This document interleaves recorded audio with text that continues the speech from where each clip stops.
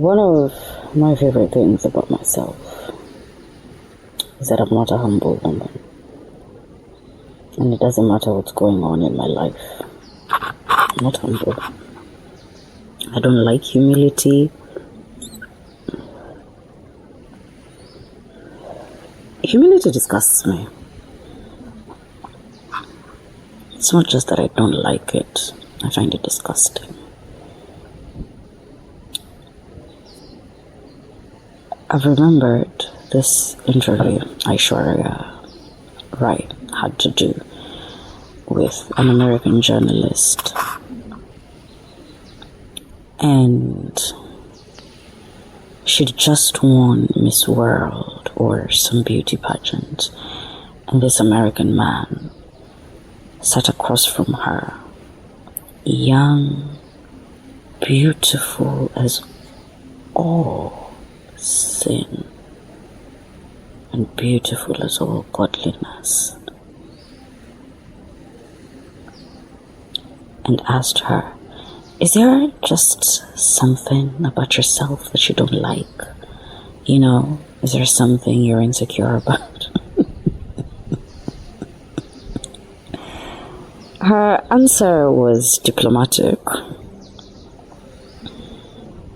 and I realized she's a much better woman than me, because I would have read him and his entire culture, his mom, his dog, yani ningemtusi hadi na ukoo.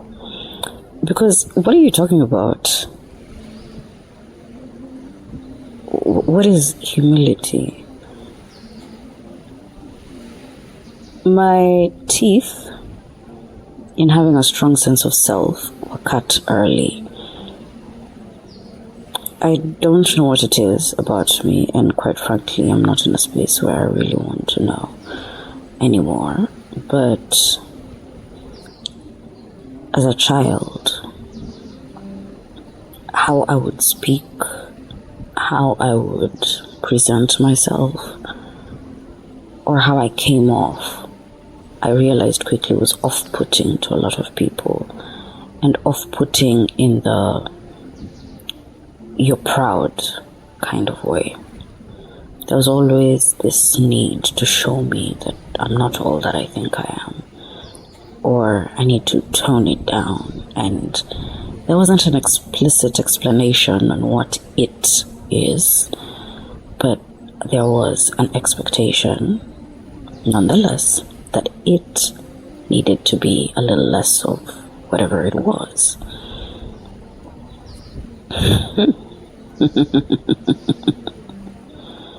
Of course I didn't. I tried to, though. I tried to. I can't say I didn't try. But it's not who I am. I don't have that shrink button. It doesn't come naturally. There are people who can shrink and find it easy to shrink. There are people who can turn shrinking into an art form. There are people who teach entire classes on how to shrink, you know, how to say the thing that you really didn't want to say, or how to sound cuter, and how to sound, I don't know, what's the thing that's a trend right now? More feminine. How to sound more feminine.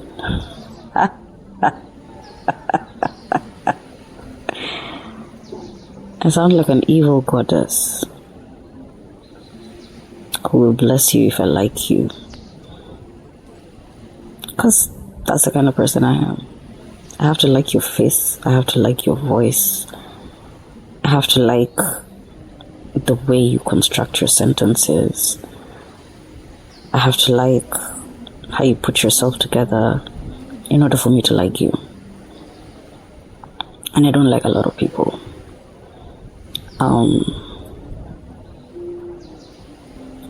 I struggle with a lot of how, struggle is the wrong word. They struggle with, I don't struggle. I've already written the person off. They're struggling with it.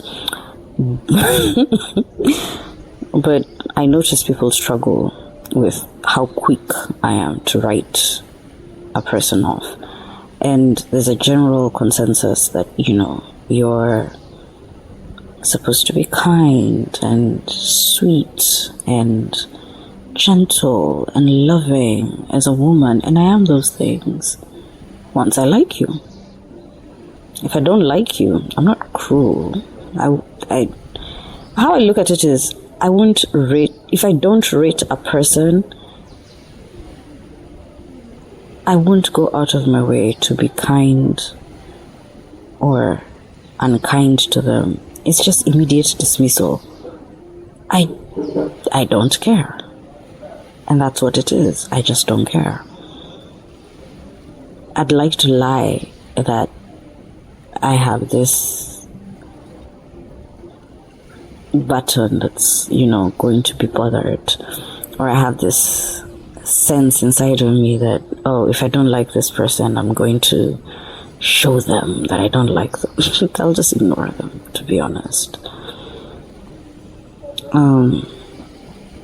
And I've noticed people would rather be mistreated than ignored. I've noticed ignoring people is very difficult for them. And I don't know what it is, because personally, if you ignore me, thank you. Thank you, because I really just wanted to be with myself, and then now you've ignored me, so wonderful. We don't have to deal with each other. I can go back into my own cocoon. I can be with myself. I can enjoy being with myself. In fact, if you stop thinking about me, because I'm psychic as fuck, I'll stop feeling you tagging on my body. Sometimes you feel like the person next to you is tagging on your soul. And you start feeling the things they are feeling, like they're exhausted, so now you're feeling exhausted or whatever. And I don't have that button at all. I really don't. I want most days to just walk through a crowd or walk into a room, and I'm okay with the noticing my presence part. It's not preferred, but I won't be like, close your eyes, don't see me coming in. That's unrealistic to expect. So I'm okay with that part. I'm not okay with how people feel this need to then make themselves your business. Hi! No, thanks.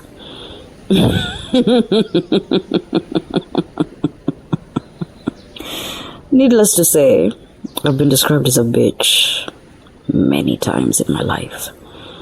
Older women, of course, are too Christian to call you a bitch, but they will say how proud you are. They'll use examples in class what they're teaching.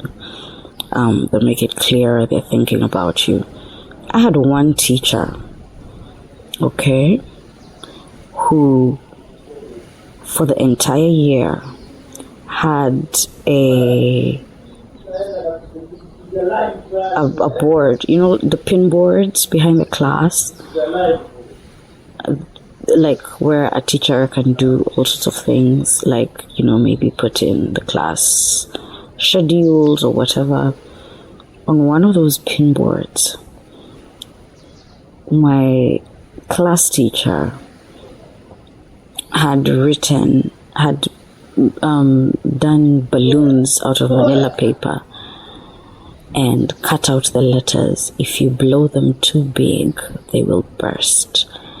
And it was balloons written I, me, myself, or whatever. If you blow those too big, they will burst. And the reason she had done it is because my previous teacher had given her a brief about me. And how I found out about that is that in a little fit of rage, she decided to disclose that information. What was the fit of rage about? I stared her down. She started losing her cool, and I looked at her. And she got offended, very offended, that I looked at her. What else was I going to do?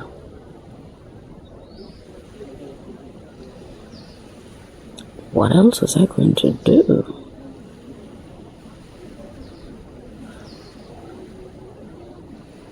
I looked at her. She raised her voice. She went on and on and on. And then she goes, oh, you see, that's why Mrs. So-and-so told me. And I put those balloons, and it's like you don't get the message.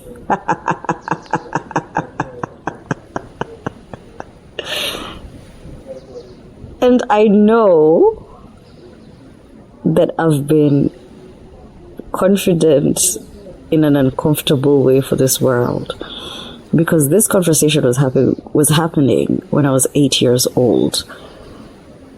And the laugh I've just let out is the exact laugh I let out at 8 years old. At that age, I knew that woman was I knew she was a nutcase. And it's been like that.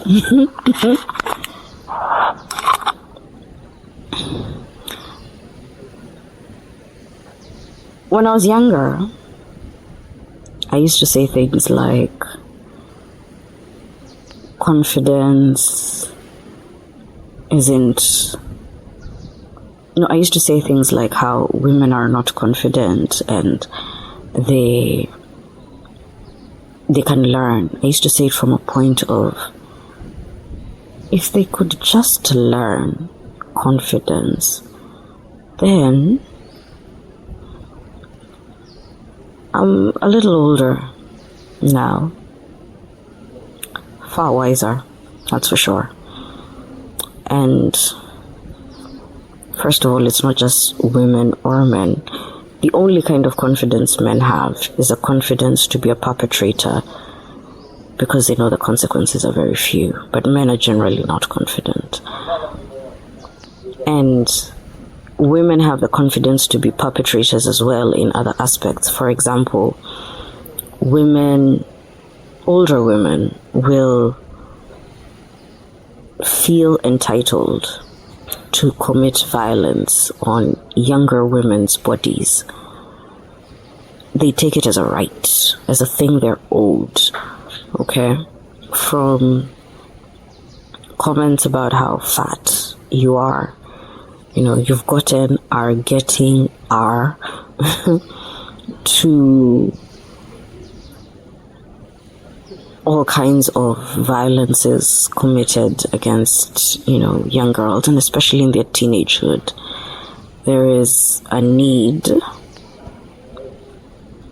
in a lot of older women to heal the spirit of the younger women around them. That spirit is too much spirit for them.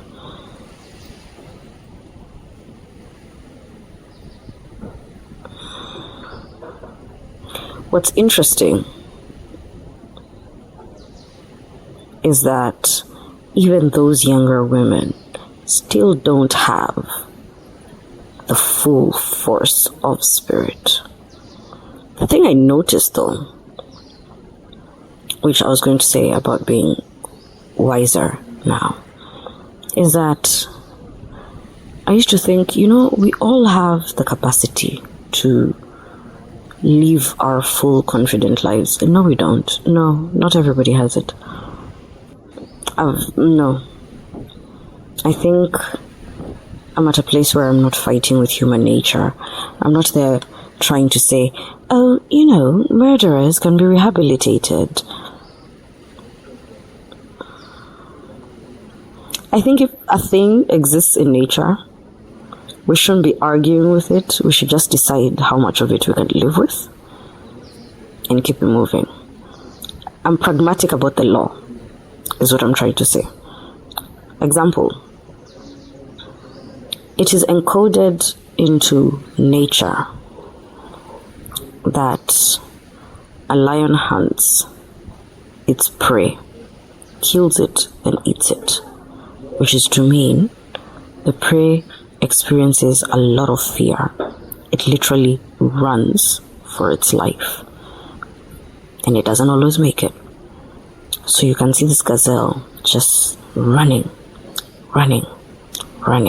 scared, running in zigzag patterns and all sorts of things, trying to stave off this lion, or trying to throw it off. You can see everywhere the lion is going, the gazelles just scatter. Okay? And they scatter afraid. Very afraid.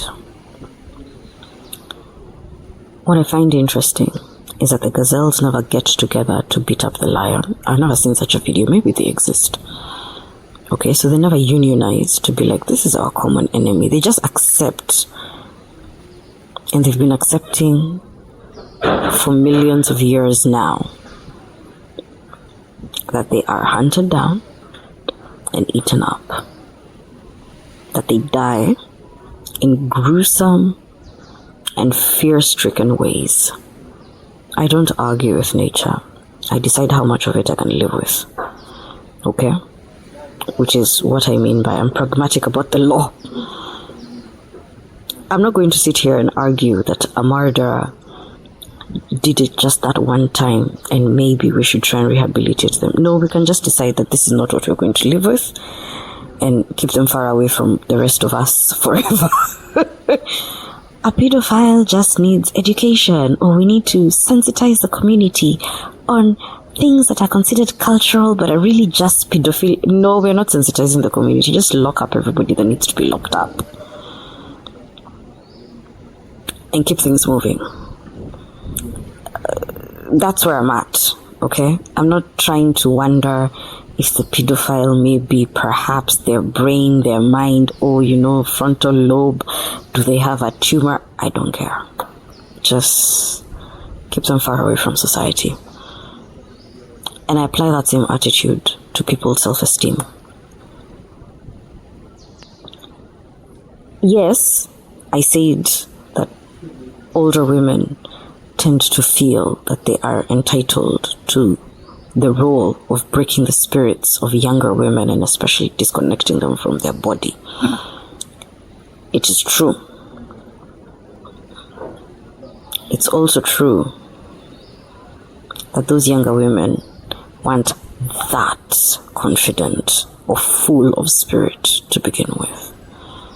I know this because, on the other hand, those younger women were projecting onto me. I wasn't just facing older women. I was facing younger women as well. So I'm using myself as a case study and as the site of theory. So when you argue in your head, please note that I'm using a sample size of 1 and I don't care. But that was my experience, that my peers, a lot of them couldn't stand me and couldn't explain why they couldn't stand me. And nakuanga too, and that's true, nakuanga too. And the older women had a lot to say about how I present myself. I guess there was a sense of entitlement to my warmth. That's the thing. I think that's the thing, because I'm not the kind of person that just warms up to you because I want to. And women, I've noticed, expect besties within 3 hangouts maximum.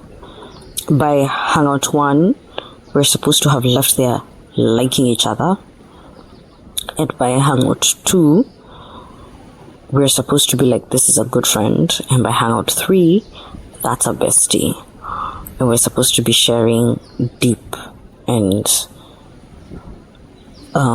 intimate details about ourselves. I, on the other hand, I'm comfortable with knowing a person for 10 years and telling them nothing, because day 1 they said something and I was like, I wrote them off, and that's a done deal.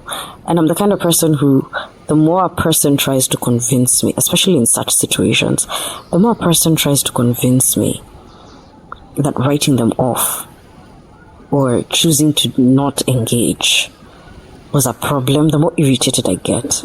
And sometimes these are people you have to be with in the same space for years on end. For example, high school. So I'm done. I actually don't want, like, just don't bother me. Don't be a stressor to me. And then I have to deal with, life was a lot.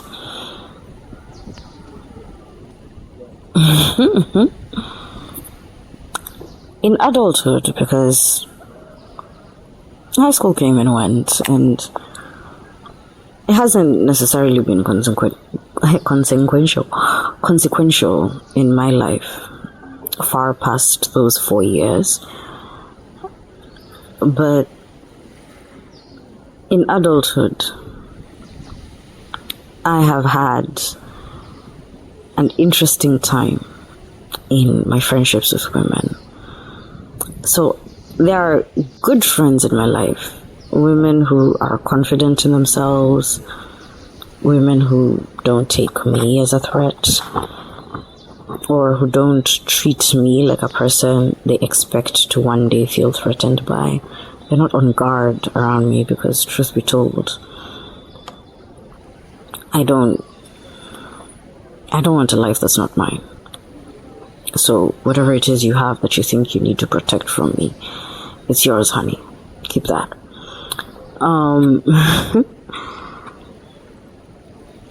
But there are a lot of people who have, I call them, well, they are called, not just that I call them, but they are called bids of connection. So there are people who have offered little bids of connection over the years, or tried to be friendly to me. And it's been interesting to watch what rejection looks like on the other end. I'm comfortable with a person going like, hey, no, not you, or not right now. And the reason I'm comfortable with it is because I have a healthy respect for my reasons for not choosing a person. If a person is like, I don't like your voice, yes, please, walk away. That was a good time. Or, you're not fun and loud and interesting and bubbly. That's fine. Find someplace else to be. Do the things that make you feel good, and do the things that make you feel settled, and do the things you respect. There's also that respecting how you spend all your time, or enjoying how you spend all of your time. If I'm not an enjoyable listen, I'm at peace with somebody going like, this is not enjoyable to me, and not engaging with it. But I find that rejection in other people, and this is why I'm at the place where I'm saying I'm coming to terms with the fact that there are certain things that are just natural for some people, and others that are unnatural, and that's fine. That life is a spectrum of human beings, and these human beings all have their way of doing things, they have their way of understanding life, they have their way of processing information, they have their way of feeling, and what they have a propensity to feel, and what they have an aversion to feel, or what just doesn't exist in their lexicon of feelings, for example. And all of these things are coming together in their own little matrix to make up this one person. Each one is its own little universe, and this one person is a multiverse with its own unique configuration. And I'm not going to argue with who they are, or who they've shown me they are. There is, yes, growth, but I also feel like people still grow towards themselves and not away from themselves. For example, Another example. Currently, there's a lot of talk about attachment styles, and there's all this talk about how nonchalance or avoidance, or they're this or they're the other. And that's true for a lot of the population. And the reason it's true is because a lot of people are masking that what they really want is the love of others. But it's also not true for the people who, for example, want to be up in the mountains meditating for the rest of their lives. Their desire within themselves to be detached from their desire is stronger than their desire to satisfy the desire for others, which is to say the true craving for them is detachment. They should satisfy that, and it shouldn't be that we're trying to tell life, all of life, to go in one direction. I think we currently have a problem with uniformity. Like I said in one of the previous episodes, it's caused by, one of the causes is in fact monotheistic religions, because they require a uniformity by virtue of viewing everybody else's sense of expression as being offensive to their God. And so, for example, one of the things I used to hear when I would attend church and there would be conversations, for example, about evangelism, would be, oh, I just wish how everybody in the world would come to know Jesus. Which is to say, I wish I could flatten the worldview to one thing. Or I wish I could flatten the human expression to this one thing. Or I wish I could flatten human spirituality to just this one thing. The truth is, you can't do it. You just can't do it. It's not right to do it. The faith dictates who you're supposed to show up to life as, for example, and we can't all be that. I'm not a quiet woman. I'm not the kind of woman that will go to church every day, for example, or every whenever.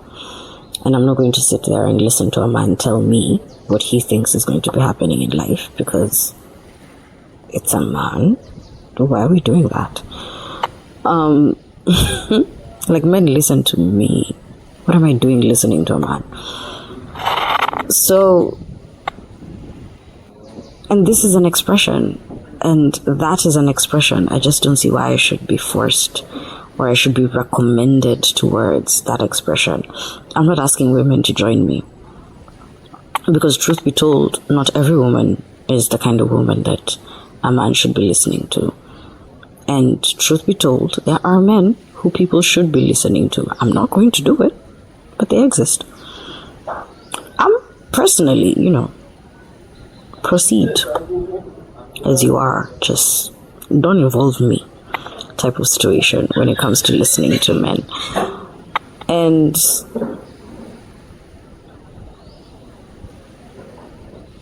it is what it is what I'm trying to say. That maybe character is a fixed concept, and not fixed in the sense that you can't change it, but fixed in the sense that even what you change towards or what you evolve towards is your own direction. And we shouldn't really be fighting with your own direction unless it's a direction that endangers us somewhat. If your direction puts the rest of us in danger, then we should be comfortable with chopping the finger to save the hand.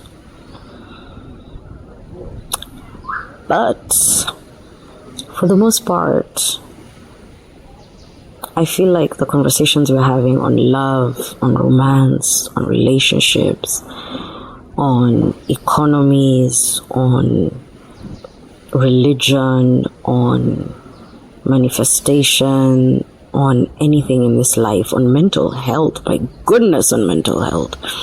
I feel like so many of those conversations are being had from an angle of let's flatten everything into what we consider a universal right.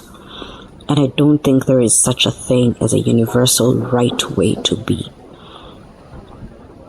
And I think the need to flatten everything into a universal right and a universal wrong is dangerous, because environments are different from physical, geographical environments. They're different. Temperaments are different. People are different. And because of that, they create different cultures in their own lives, in their own homes, in their own societies, or they follow or adhere to or feel drawn towards different cultures because, of course, not everybody who's currently practicing a culture was born into it. Some people marry into it, or some people find it interesting and adopt, or some people get initiated into it, or whatever. People are always choosing, what represents them best or what they align with best. And I think that's right. And I think the options should continue to exist. Up to and including, and especially for me, including the option to just not give a fuck about anybody that I don't want to care about.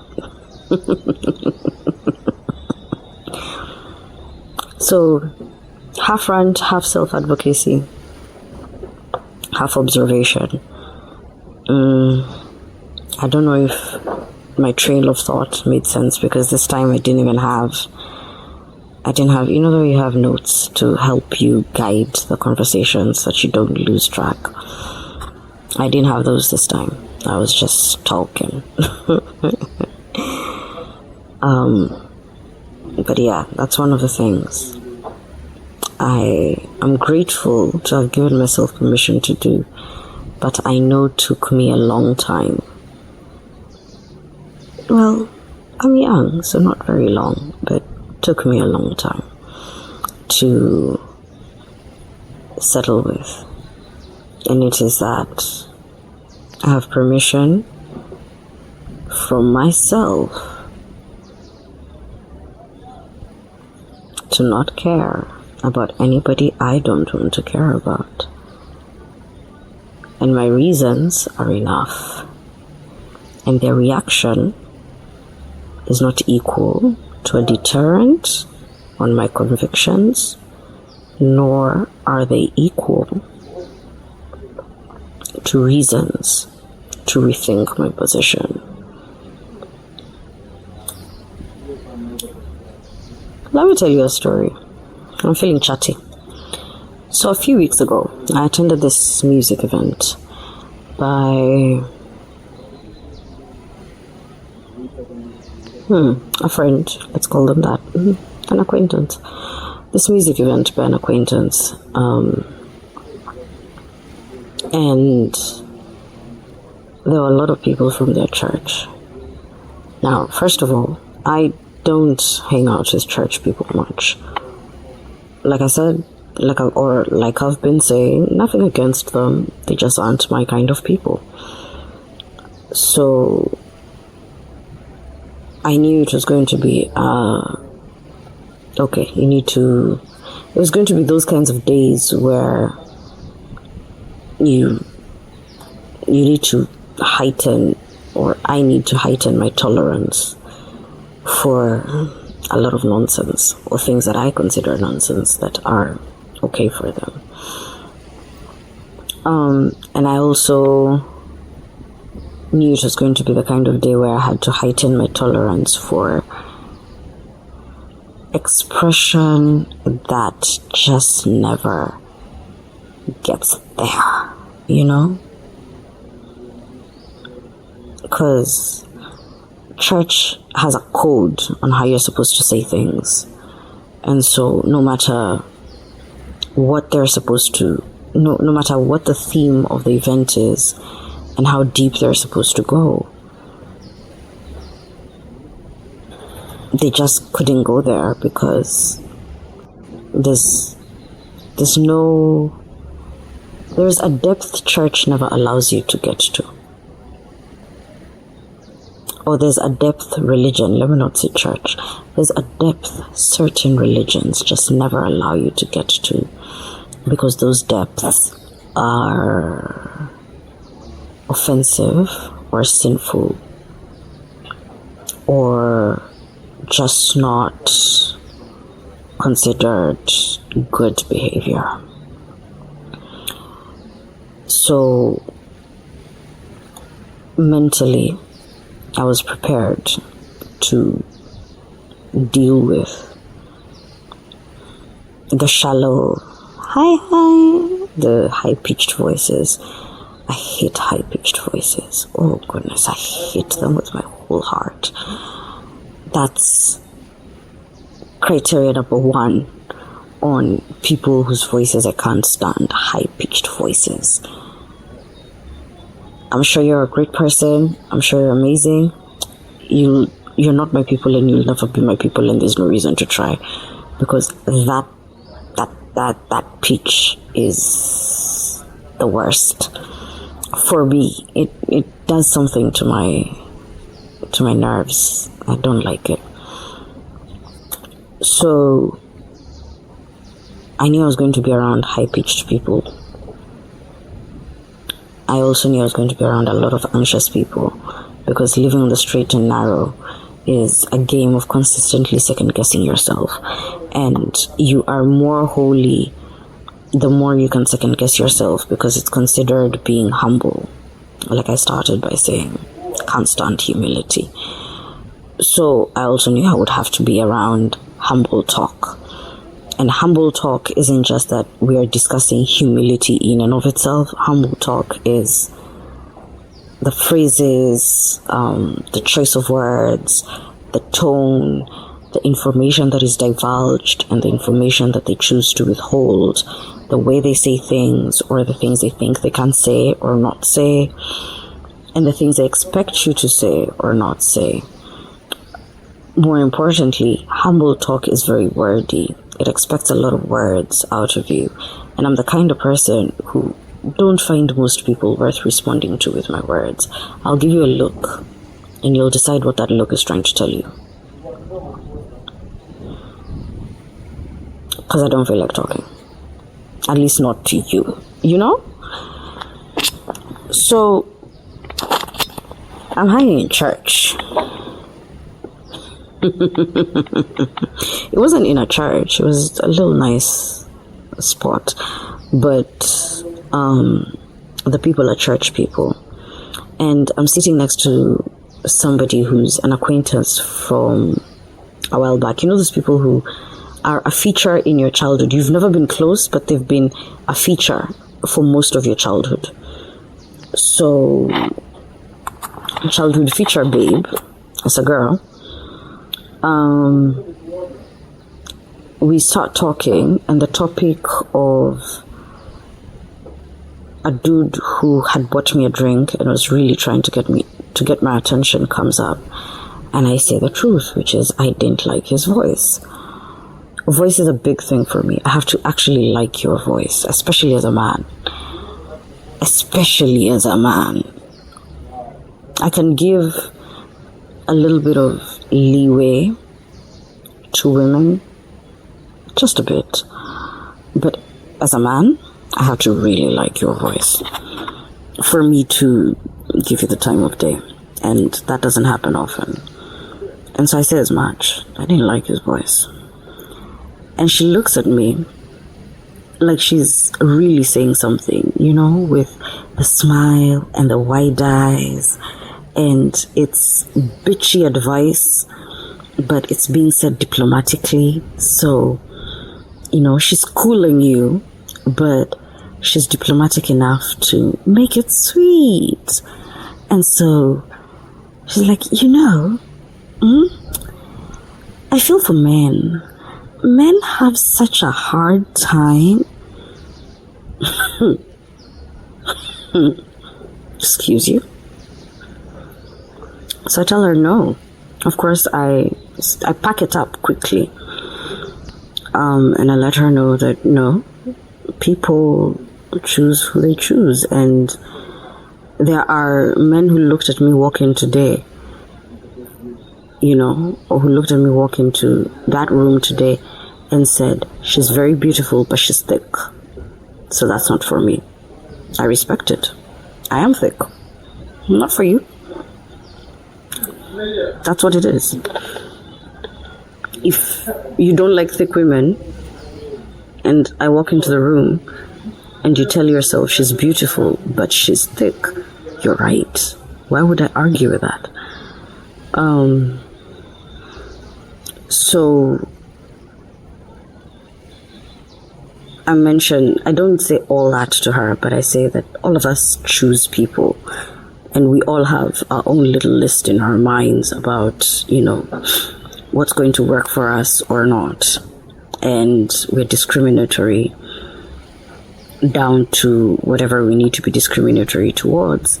And I support it because I think you should get the best package you can get, and you should be as discriminating as you'd like, because you don't want to be in a situation where when they do a thing you need to forgive them for, you also have to remember you don't like how they look, or you think their voice is scratchy.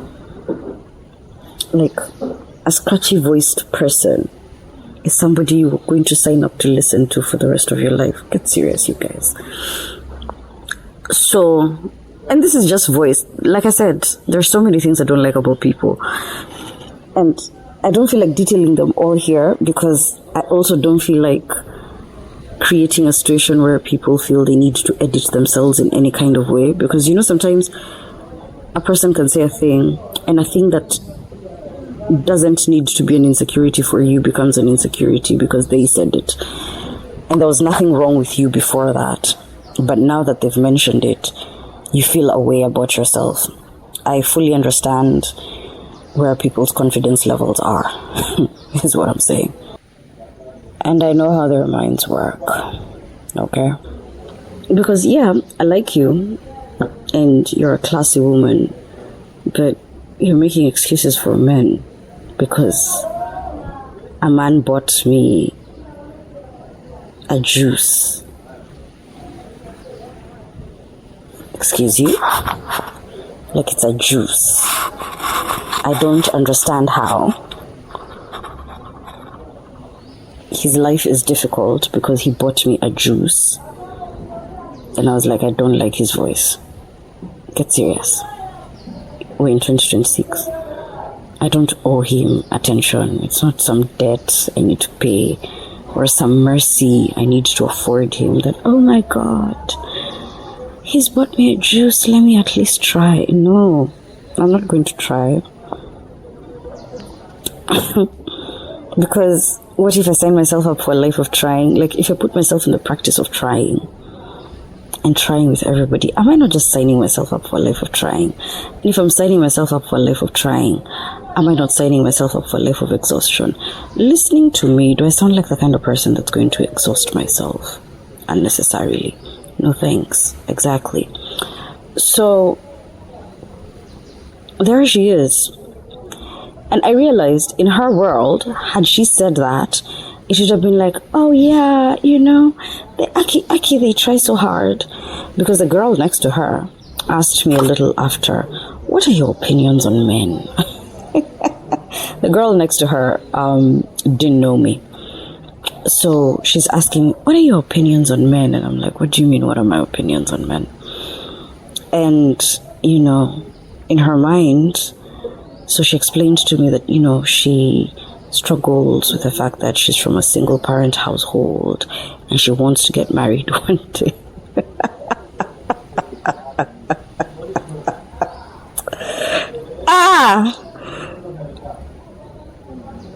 Please. Yeah, don't involve me. Don't actually involve me. So she wants to get married one day, and on and on. And as I'm listening, I'm realizing this is normal speak for them.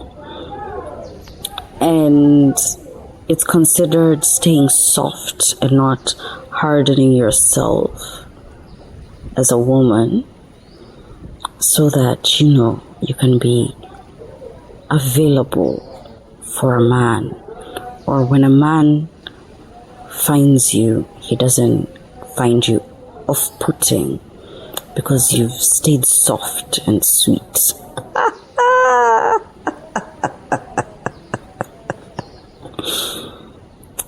Okay, girl, do you? But it was also the expectation that she's schooling me, that she's telling me something that is some kind of wisdom, that it's wisdom in her world, and it's wisdom in her world because her world has expected outcomes. She's married herself. So, of course, because I'm that kind of person, my mind immediately went like, that's how you got your husband. You had mercy on him, eh? Disgusting. But I didn't say it out loud. That stayed in my head.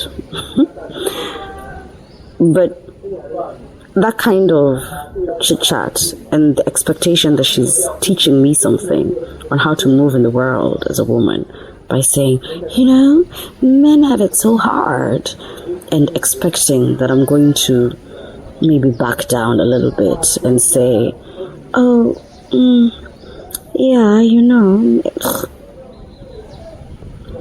But that's their world.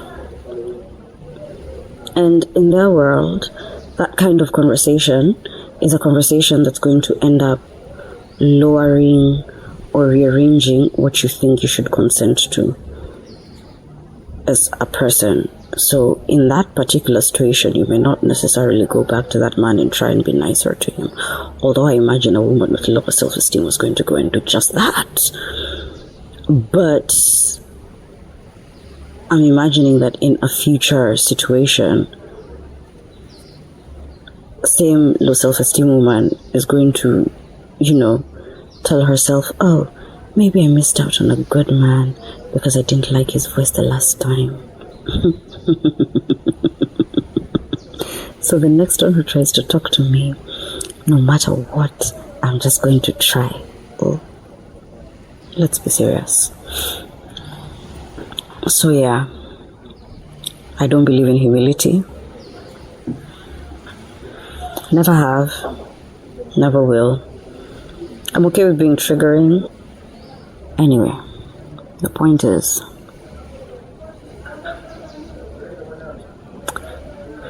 do things you like. But more importantly, be the kind of person you can stand on both your feet and defend. Okay? Don't be out here doing things that are going to leave you going like, should I have said that like that? Should I have done it like? No. Do it how you want to do it. Live how you want to live. Choose people that you can look at yourself in the mirror about and discuss and be like, I'm glad I chose this person, or I think that person is a good friend. Okay? And for me, it's not they need to be perfect or anything, because I'm not imagining I'm perfect. I'm just myself. And I'm not imagining that my kind of self is everybody else's kind of self. I don't even want that, because that just sounds exhausting. And I don't even know that I ever want everybody to like me, or most people to like me, because that is also exhausting. It feels like an endless job to keep catering to, every single person's kind of flavor. I can only be myself, and the kinds of people that are my kind of people gravitate towards me, because that's the vibration I'm giving off. And I'll be their kind of people as well, so they're being themselves, and I'm their kind of person. And it's working out. Hurrah! So, yeah. I think I've said a lot. Also, don't let women gaslight you into coerced consent over nonsense. Please. See you the next time I feel like saying something. I hope I made sense in here somewhere. This is Sheila Sophia, the podcast. My name is Mem Sahib. I'm on that. I hope you had a great time. Like, share, subscribe, do the thing.